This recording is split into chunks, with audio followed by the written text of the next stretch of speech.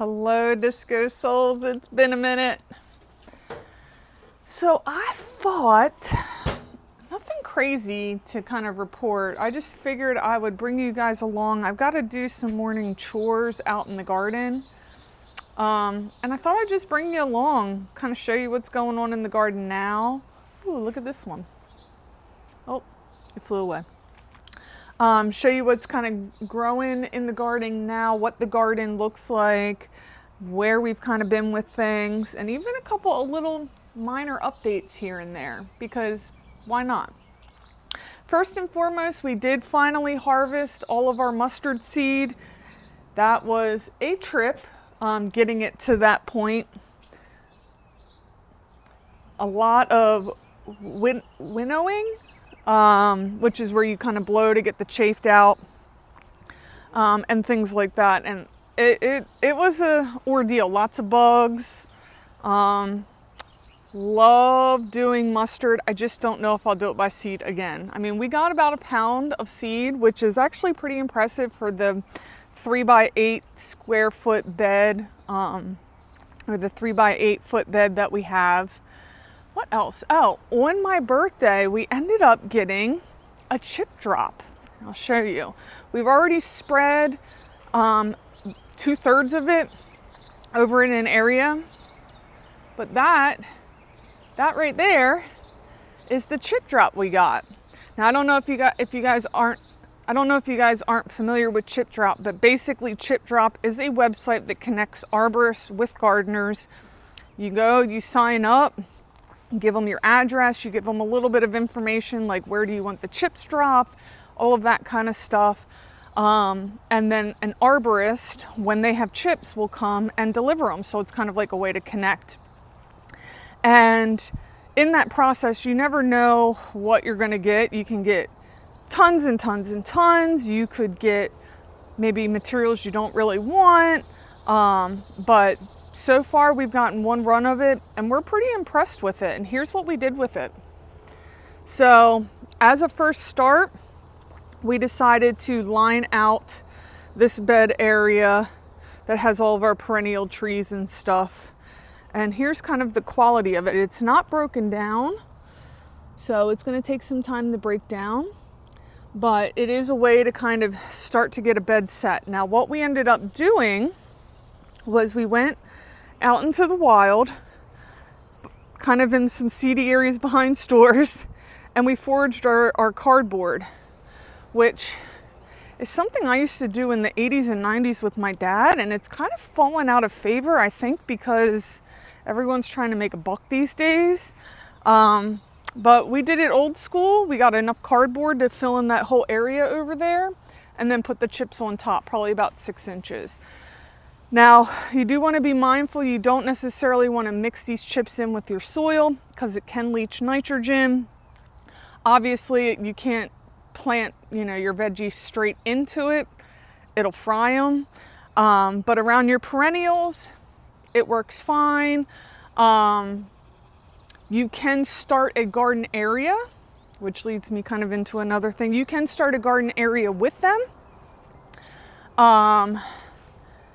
But you just want to be mindful that ultimately you're going to have to plant into compost, but you can use it to transform a massive area. So as you can see, this is our current garden, fenced in. And after the success of this chip drop, it really did kind of open us up. We were already solarizing these 2 areas to make our berry patch, and we were going to use chip drop to put on top with compost and kind of get these rows situated. But being that we saw how successful we were, how easy this process was, it really got us like our gears flowing to make this dream elevated.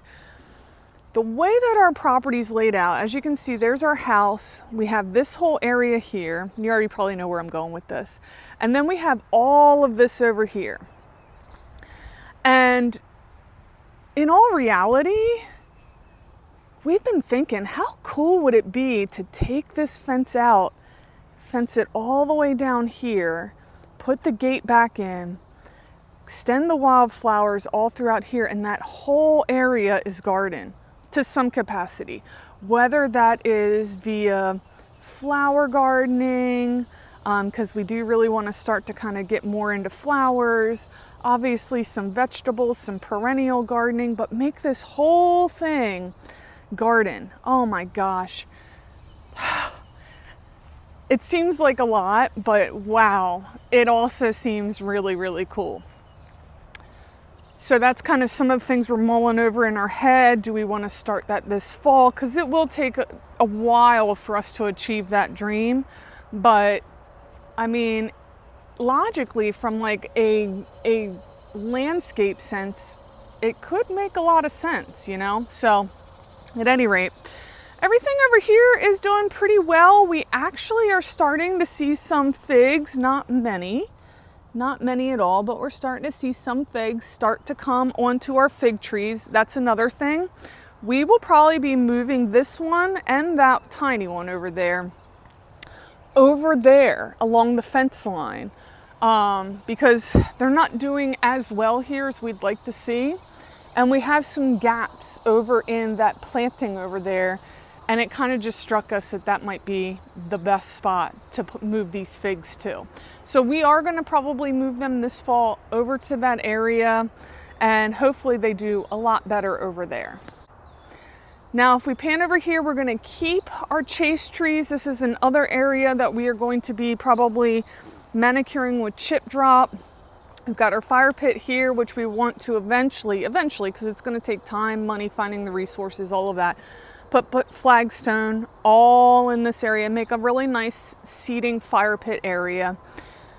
Chase trees, we're going to continue to sandwich in more and more into this area. So we have a propagated lilac over there. I'm probably going to move that into this area.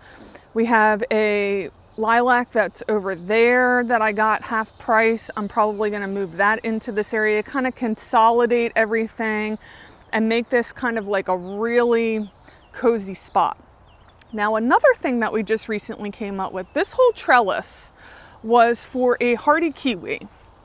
That is right there. We ended up putting some beans and some birdhouse gourds around it to kind of fill the arch in for this season, because this kiwi vine's not going to do that in one season. It's going to take a while.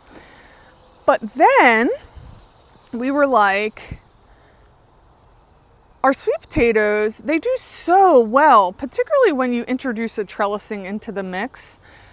And we also have these boxes. So we were almost like, what if we took these boxes, made on 2 of them, similar, and one on either side.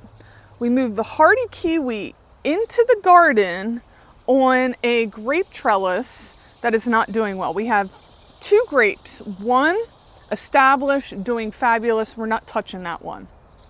One right next to it, which I don't know what's going on with it. It's been a couple seasons now, and it just seems wonky. Like, we can't seem to establish the main trunk. We're 3 or 4 years into it at this point. So we're like, what if we just remove that and move the hardy kiwi to that location and prune that up, similar to how we prune our grapes on an annual basis. That then opens this trellising up, where we could move these boxes, flank either side with the box, and then do sweet potatoes and have them climb over the arch. So that was something kind of semi-new that we had been toying with. And so far it seems like it might be a pretty decent idea to kind of go with. So those are some of the plans that we're starting to mull over. Wildflowers, looking as gorgeous as ever. Within the past maybe month, all the sunflowers have opened up and shined brightly, and it's just been such a beautiful experience. I mean, if I pan around, look at that. Just gorgeous. Gorgeous. And the amount of birds that it's pulling into the yard and the insects. I mean, I honestly, I can't get enough of it. It really, really opened me up to wanting to introduce a whole lot more flowers into our landscape, which for some reason was just not something we ever really did. I've also been going around, and I know you can just leave it so that it comes back next year, but if we do want to expand, I have been collecting seeds. Collecting Cosmos seeds are probably my favorite to collect at this point. Look at that little critter. Look at him. What is he? What is that?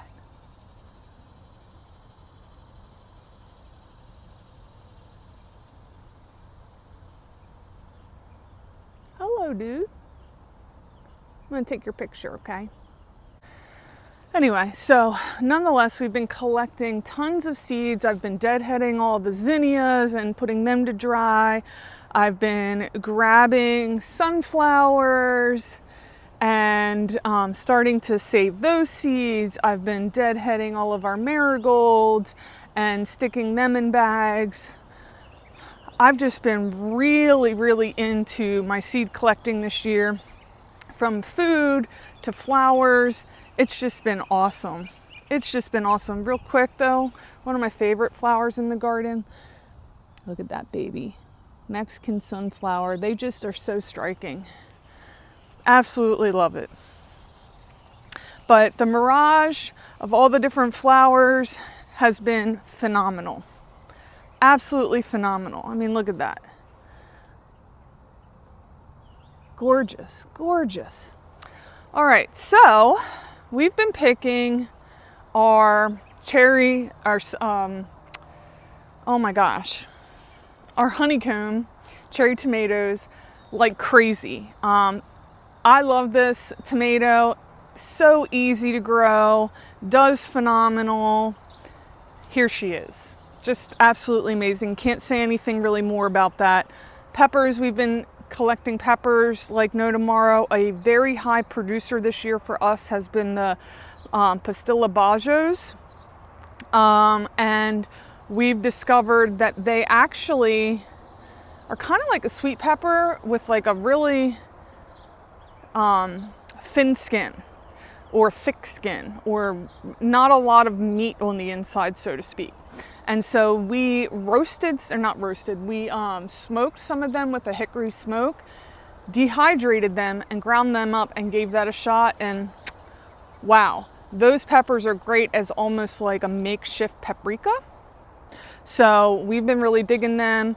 We've been holding off, keeping as many of the red ones as possible. We're planning to do a massive smoking project with them so that we can get this spice all spiced up and ready. Our Cherokee purples and our tomatillos and the Cherokee purple, we had like a storm come through maybe about a week to 2 weeks ago. It's been really dry and hot here, so stuff's struggling. But when that storm came, it took out 2 really large branches here. We lost fruit on both of them, which was kind of frustrating and unfortunate. But nonetheless, they're here. They're doing okay. They're doing okay. Honestly, tomatillos have it's been growing fabulously, as you can see. I mean, that whole thing is mostly tomatillo.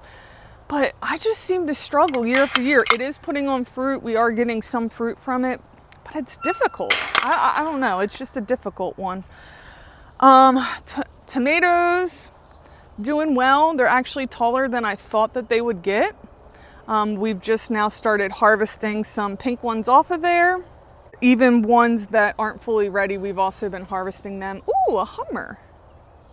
We've been having tons of hummers in the garden. Oh, it's just been such a treat. It's been very magical this year. I'll have to say that much. And it's really inspired us to level up, to try some different things. So anyway, I digress. Our beans are doing phenomenal. Pinto, black. The pinto have run all the way up the vine. It's been just absolutely gorgeous having them in the garden in the capacity that they are. Our long beans down here, which are also just doing phenomenal. I mean, look at the blooms on this plant. In the mornings when you come out and it's blooming like this, it's just so beautiful. Like, look at that. Look at that. unbelievable. But very high producer. Matter of fact, I've got to do a preservation run this afternoon sometime. Basically, we just blanch and freeze. They're great for blanching and freezing. Dogs absolutely love them. We love them. They're just all around. They're just great. I can't say anything more about it. Peppers also doing really well. I've been in the process of, when these turn red, sometimes in the house, dehydrating, and we're already starting to make our cayenne seasoning, and it's really yummy. So very excited about that. This was where our garlic was. It's now our chard, pinto beans or black beans, and some zucchini. Like always, we friggin' struggle with the zucchini. It's the bugs mainly. It's really just the bugs. I mean, thank God we don't live off of zucchini and all of that, but it struggles. It just struggles. And again, in this bed, this other garlic bed, we did the exact same thing. It's this one has pinto beans, a different type of chard, and some zucchini. We've already lost one zucchini. We have one remaining. Over here we have our watermelon, which is just sprawling everywhere, which we kind of knew was going to happen.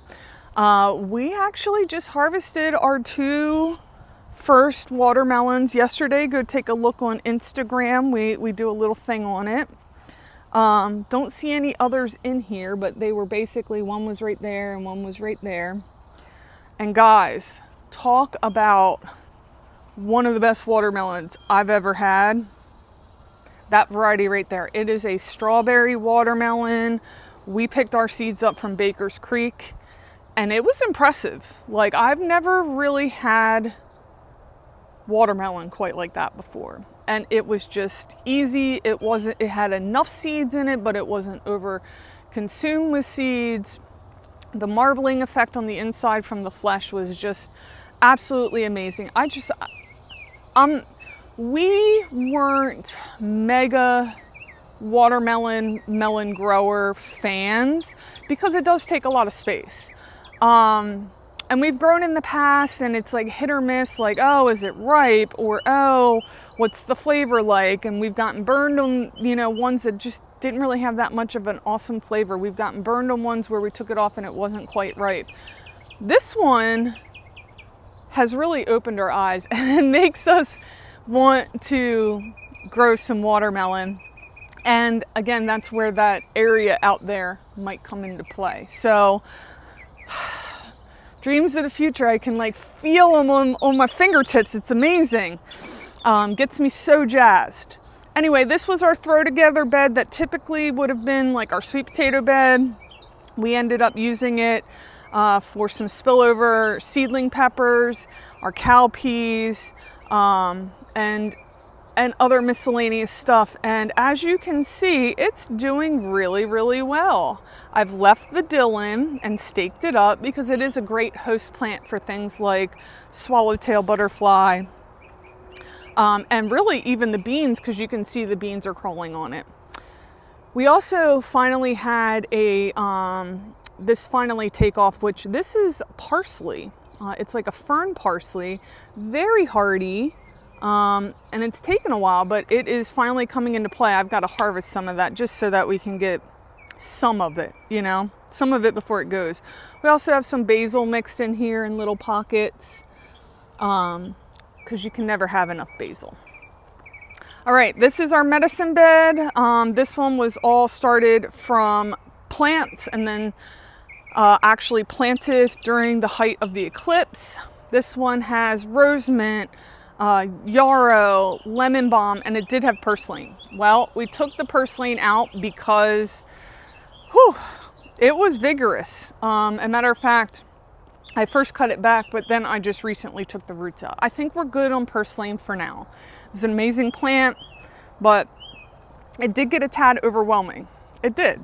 So we took that out, and now we're just kind of letting some of these other aspects renaturalize into that area, refine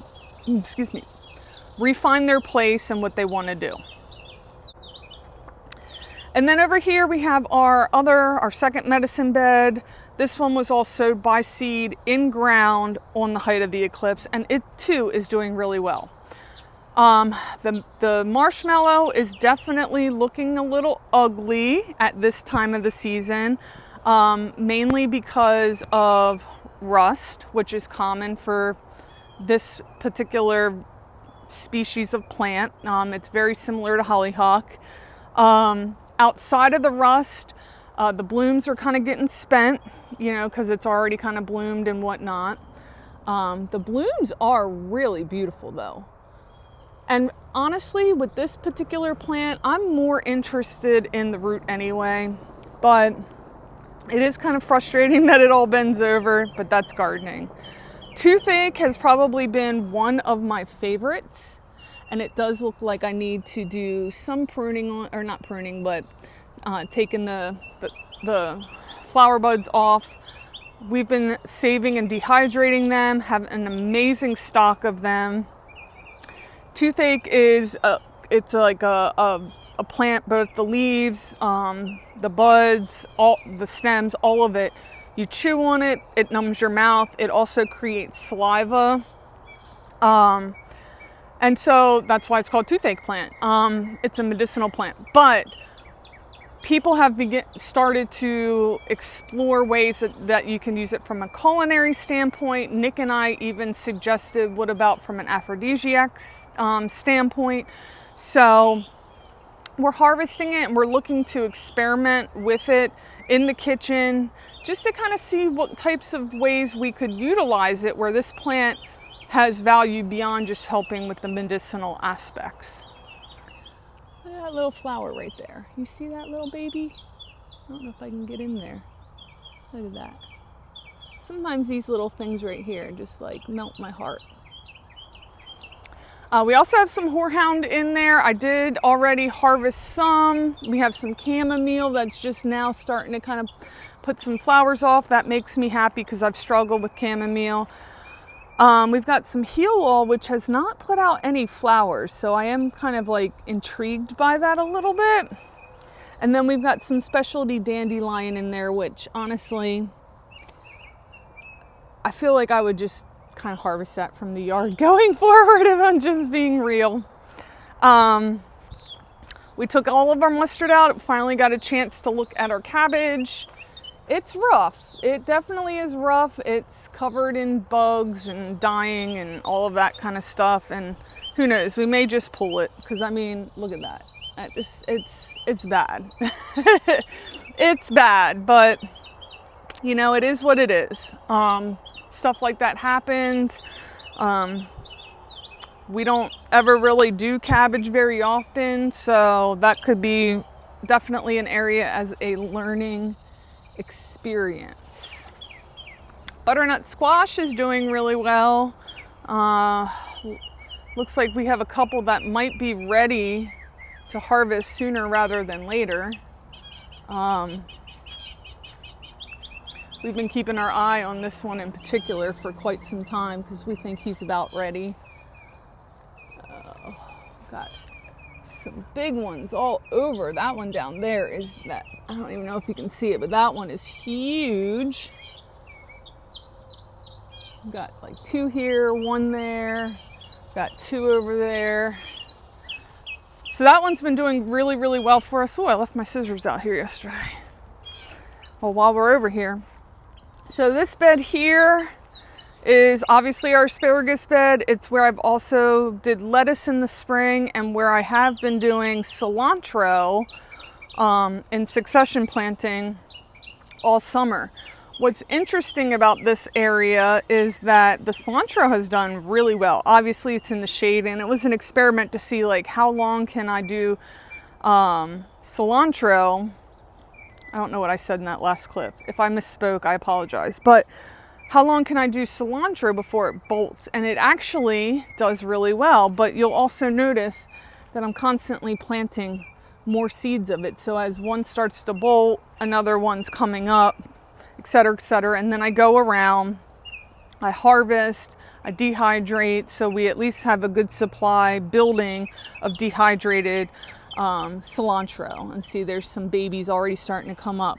But I'm also trying to leave some of the cilantro to go to seed, so I can harvest that seed, see what that process is like, see how much seed I get, and potentially use that seed to reseed the area, because I've been really trying to up some of my skills this year through trial, through observation, through failure, and through success. Like, that's been a big thing for me, is to just continuously learn, try new things, test the limits, see how Mother Nature dances, and to go with it. And that was kind of one of those areas over there where I was doing some of that work, and I'm learning quite a bit, and it's been really awesome. So I'm going to keep trying to do some cilantro over in that area, just to see how that sicular process works. And now we're moving into some of the bolted seed stage, and that's something I haven't done yet this season, and I'm really excited to. Moving over to this bed, this was supposed to be our parsnips, our salsify, and our green onions, after we cleared out the lettuce and the broccoli and all of that, and it's been very moderate. I'm just gonna say it. Green onions that were already here from spring, and they're probably really old at this point, and turning into actual onions. That's fine, whatever. I think we had one salsify here, but as of yesterday, it looks like it's now dying. So I don't quite know what happened there. I don't see any growth on anything else related to potentially salsify or parsnips. So all of that kind of was a bust. Being that the bed was open though, I did have some peppers that were in pots in a shady area. This is our poblano. And this is, I believe, a Seriano. And these are all fruits on there from when they were hurting. Both of these plants looked like they were going to die. Both of these plants were discolored. And when I just kind of was like, you know what? Nothing's growing in this gosh darn bed. At least, down there where I planted. As a temporary solution, at least for the season, let me just throw these peppers in here so that I don't absolutely lose them. Thinking that the soil in this bed with some worm castings would bring them back. And boom, here we are. Look at this baby. This baby was not this color. This baby was yellow. Like yellow, on the verge of death, not a lot of leaves at all. And within, I'd say 2 to 3 weeks maybe, in the hottest of hot time, it has bounced back and looks glorious. Now, I don't see any new flowers being set. It is very hot, so we probably won't see that, but there's a good chance that this baby could put on some flowers as the temperatures maybe cool down throughout the rest of the season. Might take some time, might not see it till the fall, but there is a chance we could potentially get some fruit. Now, did I miss probably a big opportunity of that? Probably, but that's okay. I mean, I am seeing some little things in there. I mean, there's a chance, guys, This one is also a great example of what I'm talking about. So you can see on these leaves here, if I get in there, that color, that was from weeks ago. This is adding the color back in, and you can see how it's doing it. You can see it refilling in its leaf sets, and it's putting on new leaves. So it's healing itself. It's healing itself once it's in a good situation. So don't give up on your plants. Sometimes you just need to rethink what's going on with them. Let them talk to you. Experiment, try different things. And if you end up losing it, okay, you end up losing it. It's not the end of the world. You can try again the subsequent year. But my goodness, we were able to turn these two plants around within the course of a couple weeks. I'm telling you, nature is amazing. If you guys get a chance, I forget what the YouTube video is. It's very religious. I'm not the deepest religious person out there. I'm a spiritual person, but it's not like the focal point of my life. But there is this gentleman out there on YouTube. It's called Back to Eden. And he talks about how he gardens in his landscape using wood chips and kind of how all of nature works. And it's really fascinating. If you get a chance, check it out. It really does talk about a lot of the same things that I try to practice here or learn from here. You know, the whole Disco Gardens mission is to, you know, relearn how to dance with nature, to Mother Nature's rhythm, you know, and I think that he is the embodiment of what that really means. So if you get a chance, check it out. Back to Eden, or Return to Eden, or something along those lines. And he just talks about his gardening practices, and it blows my mind every time I watch it. I'll say that much. So our tea bush with some chamomile is doing fabulous over here. We've got chamomile, probably my most beautiful chamomile, but it is infested with aphids, and I just don't even want to pull the flowers.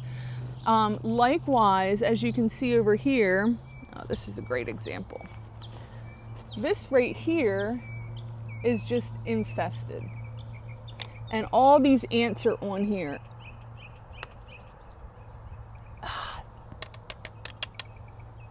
Feeding on it. And then likewise, they're on all of that as well. And it sucks, guys. It absolutely sucks. Okay. This bed was our pumpkin. I think I've talked about that before. We lost our pumpkin early on. It was like a trap crop. It was a trap crop.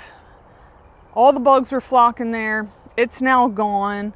We let our flowers do their thing. They're starting to leave, so that's what we're here to clean out today. But before we do that, let me just finish up the tour. Blueberries and strawberries, they are looking rough, particularly these two. I don't know what happened. Like I said, it's been hot and dry. Everything's watered very, very well. Oh, hello there, Miss Dottie. What are you doing in the flower patch? Are you hiding in the flower? What are you doing? What are you doing? She is such a nut. She's trying to get something.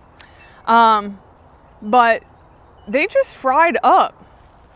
Now that could be rust. There's a good chance that could be rust. I don't know anymore. I feel like with blueberries and all of that, it has just always been very, very, very challenging.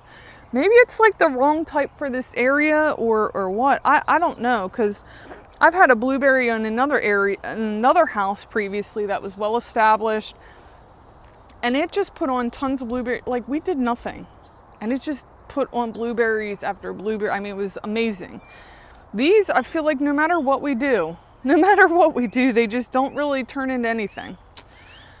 Strawberries doing awesome. Herbs doing awesome. I wish I had more space to dehydrate so that I could continue to add in all of that. We've got Bootsy Collins. He or she, at this point I don't know because it's getting big, but we got Bootsy Collins right there. Hey Bootsy, I come and say hey to him on a regular basis. We've got our blackberries, which parts of it are drying up. What you're seeing here is the result of A, older canes, but B, also cicada damage. So I expected this kind of behavior to happen at some point. I just didn't know when and how, but definitely as the season winds down, it's starting to show some of that damage. Over here, we've got our raspberries. They're doing amazing. Grapes are slowly starting to turn. Like, I'm starting to see some up in here. Like, some of these are starting to kind of turn. Down here is that one grape that we were talking about right here. I don't know what its deal is. I mean, it's just, I think we're over it at this point. We've tried so many times and it just does not work out. So we're thinking about putting the hardy kiwi here and vining it up and having it kind of do something similar to what we're doing with the grapes. All of this here is from that grape over there, and you can prune your grapes so that you keep it where you want it. All right, so that's pretty much our garden tour. Another thing real quick, we are planning to redo this whole perennial flower bed area. Our goal is to move this water station here and that, and I don't know if I talked about this in a different video, but all of that to right about here and make this whole little area the watering, master control, water station. And then everything from there over will be flowers. And with that, we'd probably remigrate some stuff. Like we probably remigrate some of these taller things to the back there. Just move some stuff around.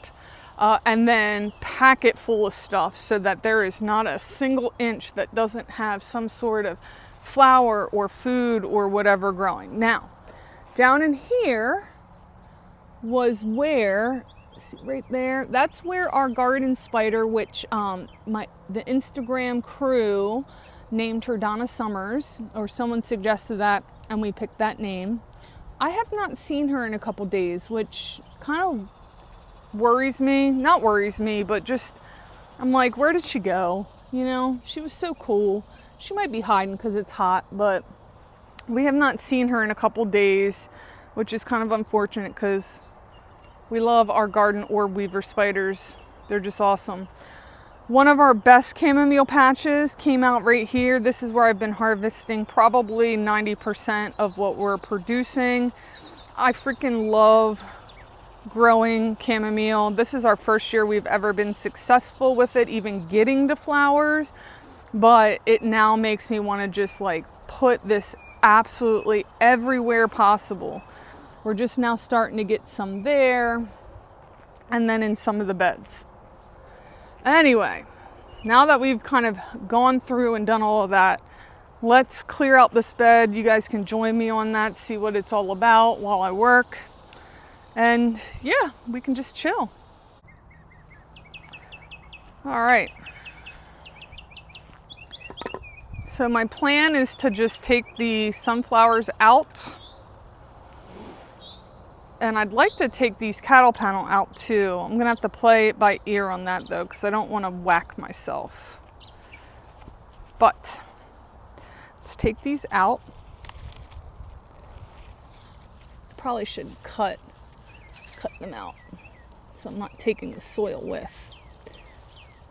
Wow, that is a root.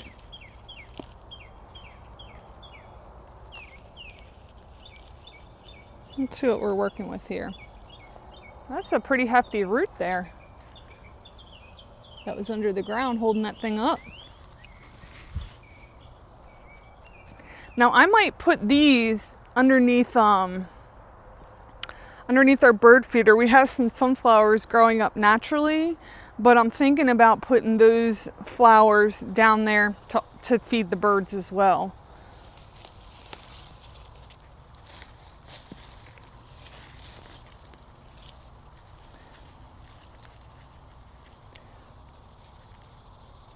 Or at least anything that has a flower. Some of these don't really have any flowers.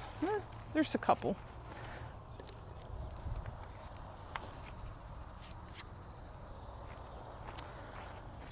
I'm going to put the flowers off to the side. Just so I can get the stalks.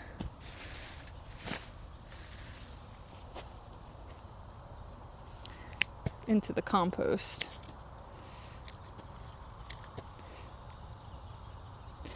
I know some of these have some pretty flowers still on them, but in all reality, it's like, let's see, some of these are already dead.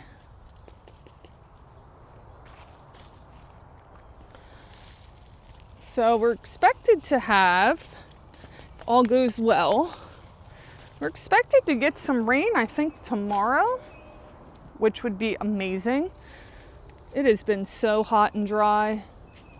We have irrigation, but we still have to water because not everything is on drip. So we still have to water some areas. It is it's an ordeal, that's for sure.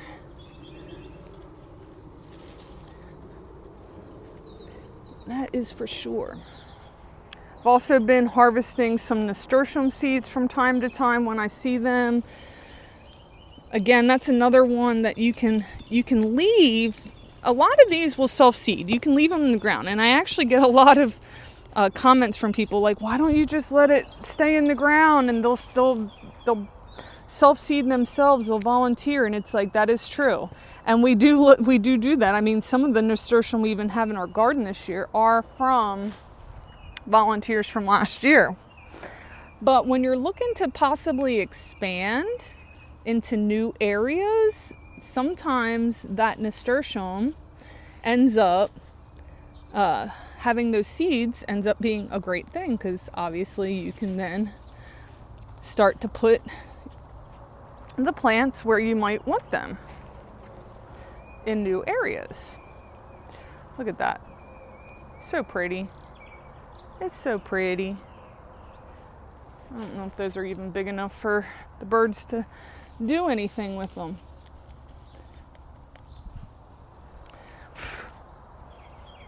I feel like these would just keep producing if they could.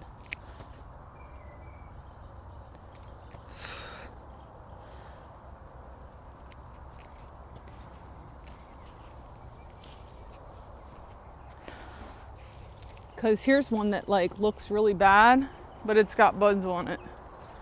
So, I mean, I guess we could keep them in the ground, but we're starting to kind of think about fall and moving some stuff around. But I really did enjoy these teddy bear sunflowers. They were gorgeous. Now, another thing people say to do, which I could do, but I'm not, is you can take them out without taking the roots out. But, I mean, in this situation, I'm not too concerned. And while I'm getting in here, I figured I'd do some cleanup. You can see we've got a little bit of, got some nasturtium in here. We've got a borage. Sunflowers, which I'm taking out now.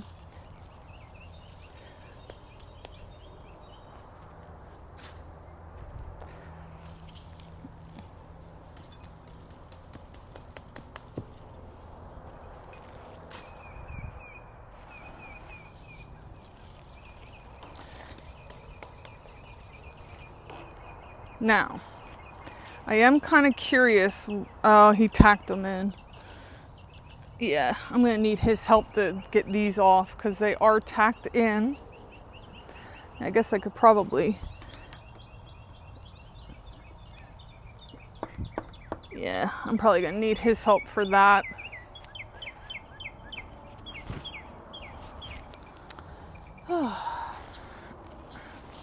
So yeah, summer's been really hot this year.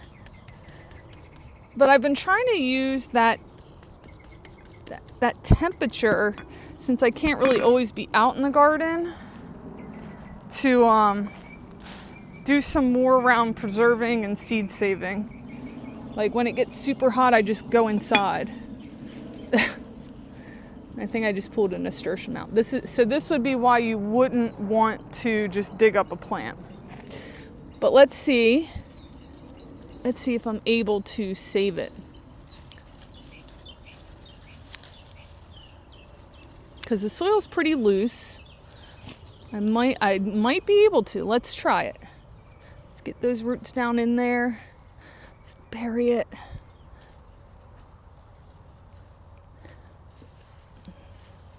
See what we can do. So we put the plant back in. And we're going to see if we can save that bugger.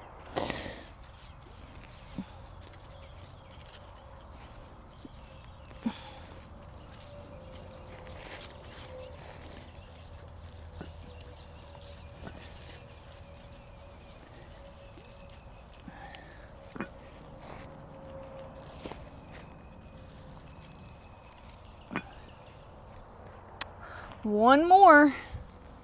That was a big one. Again, usually you'll, ow, god dang. Bugs are eating me. They are not happy that I'm taking out their home. Usually it's best to cut it at the root base, leave the root in there to decompose with the other matter. In our little thing, we did not do that, and again, it's all preference. Okay. So there you go, guys. Now our next plan would be to take these out because I don't think we need them. I'm gonna wait for Nick's assistance with that. And then also Nick and I to think about what do we want to plant here. Do we want to leave the nasturtium and the chamomile and plant around it, or do we want to pull that up and start fresh and all of that? I'd prefer to leave those things in there and plant around it personally, but we'll see. We also need to plant this bed up at some point. Good gosh, got hot. Ow. Yeah, so at any rate, I think I'm gonna go. I think that this was a good little catch up for us. Hope you enjoyed watching and seeing kind of what I do on a regular basis in the garden. All right, guys, well, that's going to be it for today. I hope you enjoyed this video. Let me know down in the comments what you think. If there's anything in particular you'd like to see me deeper dive into, I'm happy to share. At any rate, I hope you have a great rest of your day, great rest of your week, great rest of your month, and definitely great rest of your year. Hopefully we can catch up soon. Thanks, guys. Take care. Bye.